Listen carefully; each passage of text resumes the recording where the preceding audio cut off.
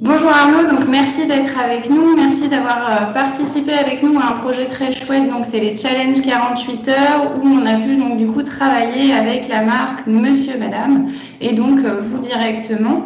On va se poser quelques questions, est-ce que vous voulez déjà vous présenter? Oui, bonjour Lisa. Écoutez, je suis Arnaud Simon, je suis le directeur du licensing en charge de la France pour Sanrio. Sanrio, c'est une entreprise qui détient des personnages tels que Hello Kitty et les Monsieur Madame. Et donc, on a fait le challenge sur les Monsieur Madame. C'est une marque qui a 50 ans cette année, en 2021, qui a été inventée suite à une question toute simple d'un petit garçon qui un jour a demandé à son papa c'est quoi une chatouille? Et le papa, au lieu de chatouiller son petit garçon, il a pris son stylo, il a dessiné un petit bonhomme avec des grands bras.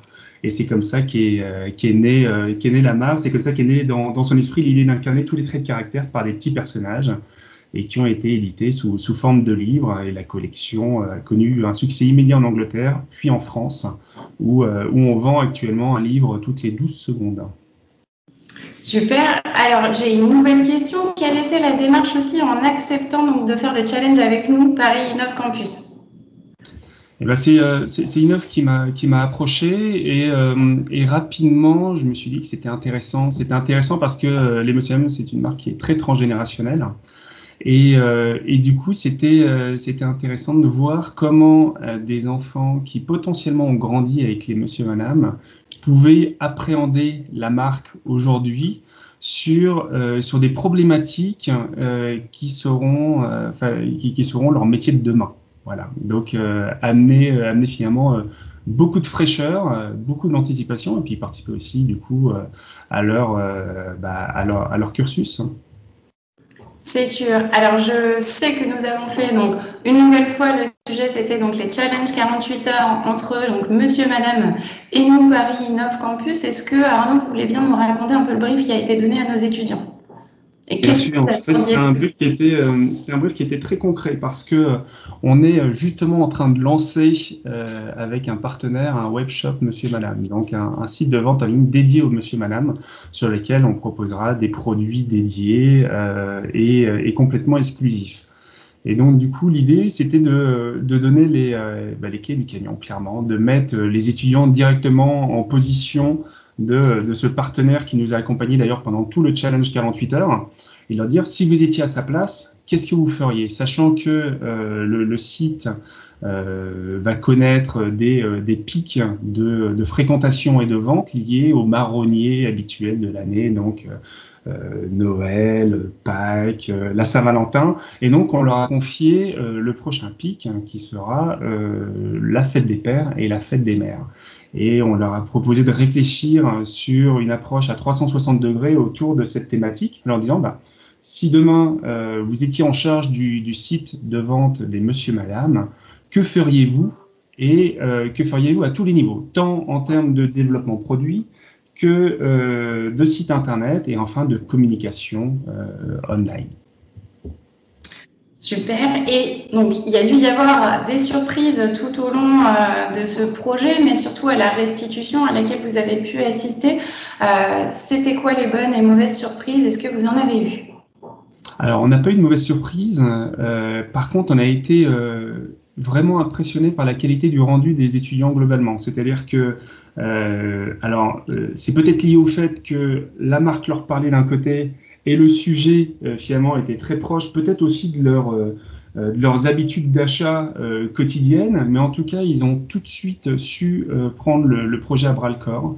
Ils ont parfaitement compris l'ADN de la marque, des Monsieur Madame, qui est une marque qui est en même temps faite sur les clichés des messieurs et des mesdames, et puis qui est en même temps une marque complètement inclusive, puisqu'on trouve déjà dans l'ADN de cette propriété toutes les formes, toutes les couleurs, justement les deux sexes. Et du coup, ils sont venus avec des idées qui étaient très dans l'air du temps, finalement, très dans l'évolution de la société, sur comment finalement gérer une fête des mères, une fête des pères, avec les contextes sociétals actuels. Voilà. Et derrière, ils ont rendu des approches qui étaient très professionnelles sur les trois aspects vraiment de ce sur quoi on les attendait. Aussi bien en termes de navigation sur le site internet, hein, comment rendre l'usage, la visite pertinente, comment communiquer sur les réseaux sociaux. Et puis, c'était aussi des messages qu'on avait pu divulguer la veille quand on avait visité les groupes, mais en gardant toujours une notion de retour sur investissement. C'est-à-dire que communiquer pour communiquer sur la marque, génial, mais c'était pas le rôle qu'on leur donnait. C'était notre rôle à nous, finalement, Sonorio, de dire, voilà, on veut communiquer globalement sur la marque. Là, ils avaient vraiment un objectif de se dire, si je communique, comment je crée du trafic sur mon site pour débloquer l'achat. Et puis enfin, plein d'idées vraiment très très bonnes sur les produits en tant que tels et le design. Et tout ça fait dans une course contre la montre de 48 heures parce que ils avaient quand même pas beaucoup de temps pour arriver à faire ce type de rendu. C'est sûr. Pour vous, c'était quoi les meilleures propositions et est-ce qu'il y a une raison pour ça? Du coup, on a eu beaucoup de mal à départager les groupes. Alors, il y avait eu un premier choix qui avait été fait par l'école pour identifier des finalistes. Et après ça, au sein des finalistes, on devait élire un top 3 et ce top 3 d'ailleurs est devenu un top 4 parce qu'on avait trop de mal. Voilà, on avait trop de difficultés. On se disait que c'était dommage d'en laisser certains sur le bas-côté. Voilà, et oui, il y a des projets sur lesquels on s'est dit avec mon partenaire que il y avait des choses à réfléchir même pour le futur. Enfin, c'était des vraies pistes, principalement justement en termes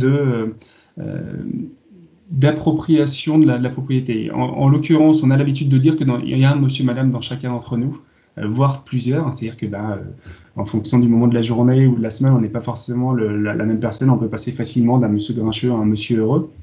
Et ils ont eu cette approche, en plus en décloisonnant, et on l'a retrouvé dans plusieurs groupes, en décloisonnant le côté, est-ce que le trait de caractère d'un papa doit être uniquement lié à un monsieur? Non, peut-être pas. Voilà. Ça peut être aussi le trait de caractère de la madame qui convient le mieux au papa et inversement, et arriver à mixer encore plus tout ça. Et ça, c'était des approches très fortes et qu'on a retrouvées à plusieurs endroits.